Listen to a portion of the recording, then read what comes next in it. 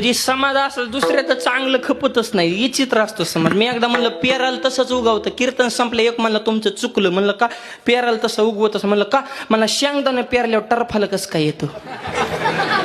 भुईमुगाच्या शेंगाच्या वर टरफालाच ना, आज शेंगदाणा आहे. म्हणलं मग काय? नाही मग डायरेक्ट शेंगदाण्याची या पाहिजे, टरकाला कसं काय येतं? अरे ते मला जाऊ न द्याय ना, उत्तरच द्या. मी म्हणलं उत्तर देतो, चहा प्यायला घरी नाही फुकट द्या मोकळा. आणि मग ते नेलं चहा प्यायला, त्याने असा कपात चहा आणला. मला नुसता चहाच पाहिजे. म्हणलं हे काय कपात चहाच आहे? म्हणलं मला फक्त चहा पाहिजे, मला ओनली चहा पाहिजे. तेव्हा म्हणला महाराज कपाशिवाय चहा कसा येईन? म्हणलं मग टरफाल्याशिवाय शेंगदाणा कसा येईन? हा म्हणलं तुमच्या कुठं नादी लागा, मग आधी कळत नव्हतं का? कठीण वज्राचं बीद वार करणे जसे तसंच राहायचं, नाही तर हे पीठ करायचं ना आपलं विठ्ठल.